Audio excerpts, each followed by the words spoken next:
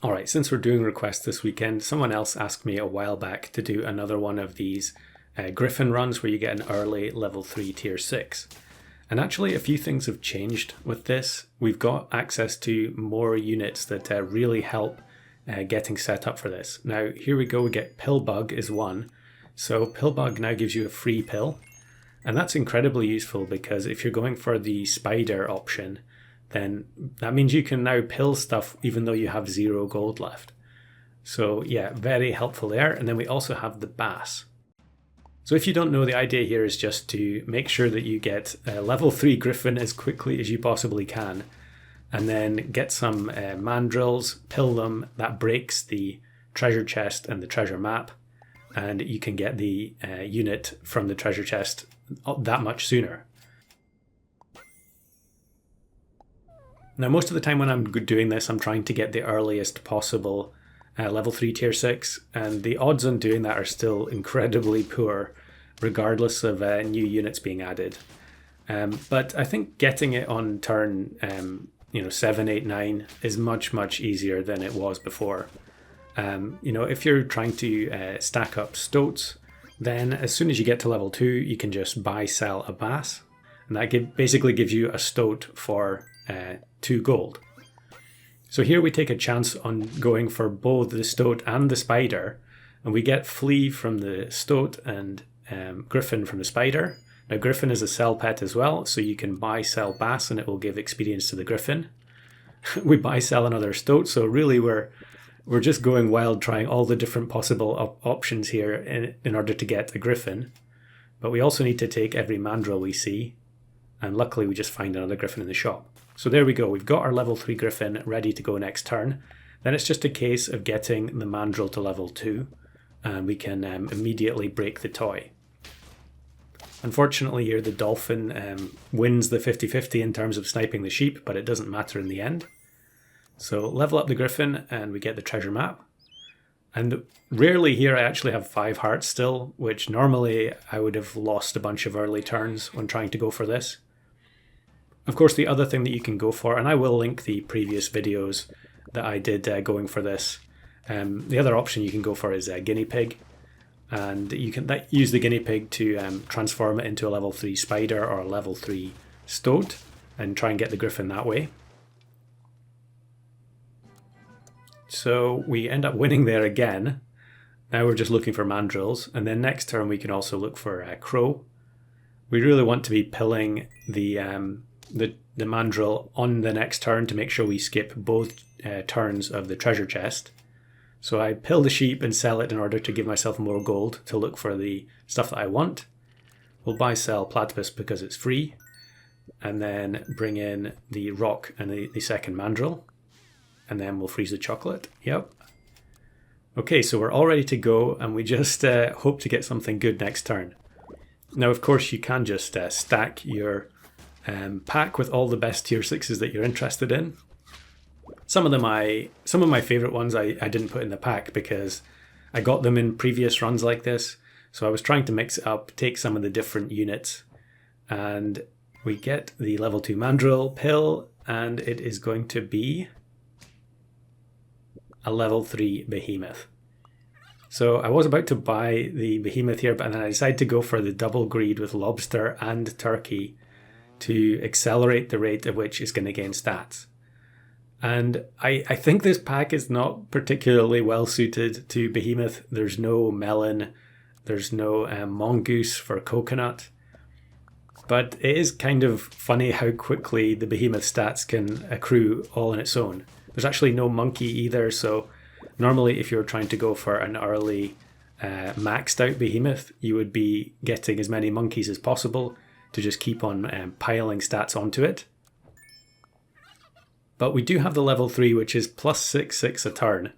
And so I think what I'm going to do at this stage is just start feeding everything I can to the behemoth and see how quickly we can get to 100/100 just by using the food.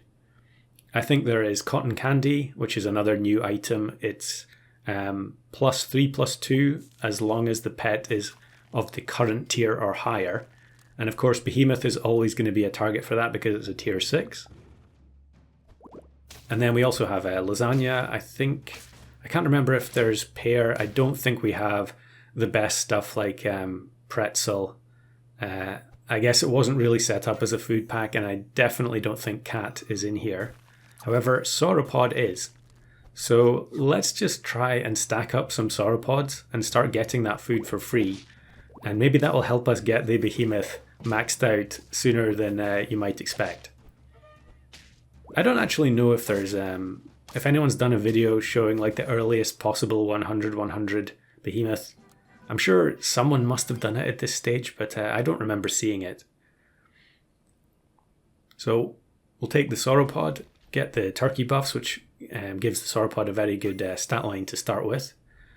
And then we roll straight into cotton candy, which is really nice. The fact that we have cotton candy and lasagna kind of evens out the stats as well. Although here I freeze the porridge, which is going to increase the health. Now that we've got the lopsided stats with slightly more attack than health, I'm going to try and make an effort to even them out. But a lot of teams at this stage, having the maxed out, or having the 50-50 behemoth is going to wipe a lot of squads by itself, as long as they don't have peanut. And yeah, we'll take the porridge, probably not the best value, but it is only 2 gold with the sauropod. And then here I was a bit quick. I bought the lasagna before noticing the sauropod in the shop. We could have had 1 extra gold back there. But we get rid of Nyala, and now we're starting to improve the efficiency of our food purchases. Leech Camel, which often at this stage of the game would be a bit of an irritation for me, but the 60-60 behemoth isn't going to have any problem with it. They do get Tapir, but the Mana Snipe removes the turkey, and it's going to snipe the stork as well. They do actually get another turkey from the stork, but it's not going to matter. Now at this stage it feels like we're closing on the win very quickly. We only need 2 more trophies, and it's turn 13. However, I feel like I don't really want to win. I really want to just have more time to try and get the behemoth maxed out at 100. And we are going to take the potato since it's the only thing available. I think if you really set the pack up to have, lots of food and cat as well, you would have no problem getting the 100 in this scenario much quicker. But yeah, it's going to be an easy win here. So now we're in the stage where we have to throw. And despite the behemoth stat line, it shouldn't be that difficult since we really are a 1 pet team at the moment. So I think I'm just going to put the behemoth to the back and hope for the best. Now we do get chocolate here, so we could go for a level 2 sauropod. Actually could just sell the rock as well since we don't want to win. Yeah, we'll go for a level 2 sauropod, and then that means that the next turn we can potentially buy more food for cheap. Yeah, 4 gold back from that lasagna, and we'll just take the lettuce, I think. Yep. And now we just need to move behemoth to the back.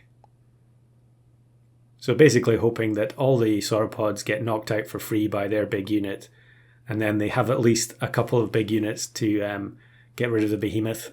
A level 3 skunk would be amazing as well. And actually it's not, it's a whale kangaroo team. But I think the fact that we positioned the behemoth right to the back is going to help us big time, because the kangaroo is going to gain a ton of stats from all those low attack sauropods. And we just scrape the loss. So now I'm just rolling for lasagna and the other one, cotton candy. We'll take the chocolate though, because we recover gold doing that, and it means we get extra gold back from every subsequent purchase. I think probably I'm going to buy this chocolate as well to get an extra sauropod. Maybe I could have done that differently to get slightly better gold efficiency, but the behemoth is gaining 6/6 every turn, so we don't really need that many more food purchases to get to the 100. And I think again I am going to buy this chocolate, yep, because it's free since we picked up another sauropod. Unfortunately we just get the waffle as the last food purchase there. Yeah, pizza is not great either, because we don't want it to hit anything other than the behemoth. And this person plays a Jerboa worm all day, every day. And that's perfectly fine in this particular situation because we really did want to lose. And now I think, yeah, we're in the position where the behemoth, with its own stat gain, is going to hit 100-100 on turn 16. So like I said earlier, you could definitely do this much, much quicker if you had a pack set up for it. This was just kind of an opportunistic scenario. But now onto hearts, and we're getting to the point where the 100-100 stat line isn't all that impressive because the units behind it are so poor. We really need to be picking stuff from the shop that could help us get the win. Now Ibex is a possibility. It really would be better if we had a snipe as well. I don't think I'm willing to sacrifice 2 sauropods for the hawk and the Ibex though. It would have been nice if we had eggplant in the pack, which could activate the Ibex via push, but I'm pretty sure it was not in there. Now I do think I make a mistake here with the positioning. It doesn't make any sense to put the Ibex up front and then the behemoth behind it, because the stat reduction from the Ibex is pointless then. The behemoth is going to kill whatever is behind it regardless. So yeah, I should have moved one of the sauropods up here. And we freeze mantis shrimp because I think I might prefer that over Ibex overall. Now yeah, if I'd moved one of the sauropods up here, it would have instant killed the turtle, and the behemoth could potentially have got an extra kill. I think we would lose this anyway, because they also have the level 3 fairy toy, so there was still a salmon of knowledge to spawn there. And then I roll the second mantis shrimp, so I think I'm just going to get rid of Ibex. I could also take octopus mushroom here, but I decide not to. We're just we're just looking for food to use up the sauropod triggers first. And then, we'll just take popcorn since it's probably the best thing available. And now, yeah, okay, we get the chocolate. We'll just get rid of Ibex. We'll go for mantis shrimp instead, which, could be a lot more useful if we go up against a team, a summon team with lower stats overall. The behemoth is maxed out, but it keeps on trying to gain more stats. And it is an abomination team without parrot, which is a definite rarity in customs. The behemoth trades 4 for 1, and we luckily get the win. The difference in strength between the team on turn 16 and turn 17 was pretty severe there. So we've got a couple of extra clips. Now this one is just showing an achievement, kind of an accidental one really. I get the treasure chest break. It's not an early one, it's turn 11. But we get the level 3 harpy eagle, which is basically a slightly worse version of the old sabertooth.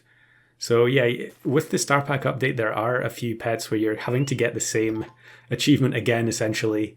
Harpy Eagle, not very difficult, but I'm not looking forward to doing the Termite one, which is the old cockroach ability. I spent a decent amount of time getting the cockroach one in the first place.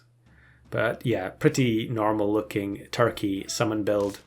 We do face a hippocampus rabbit team, but with the crisp removing equipment, I'm not actually sure how much equipment they had there. But I think we definitely have enough summons here to get the job done. I think crisp actually removes one of the Nurikabe ability triggers as well, so that was pretty helpful. So there we go, level 3 Harpy Eagle. And then this next clip is extremely rare. I think this is the first time I've ever seen this happen. Outside of one other situation, which I'll mention after we see what it is. So here we go. We face a sloth. Now it's turn 7, 1 trophy. It's not that uncommon to see sloths in this range because a lot of the time the sloth teams in customs are just going to be losing almost every single round. But we get our treasure chest break here with the mandrill. So we're going to get level 3, and it is Cockatrice. And I think I had a few of these early Cockatrice games where I really was trying to do something more interesting with it, and it just wasn't happening. It just all depends on what they have at the back. Sometimes if it's Spinosaurus, it can completely break their team, but other times it's just a 1-2 monkey and it does nothing. But we end up facing back-to-back sloths. And the only other time I've seen that is in the Scooty Weekly, which I think everyone knows at this stage. was rigged in order to help people get level 3 sloth achievements. That's the first time in a normal arena that I've ever seen back-to-back sloth opponents.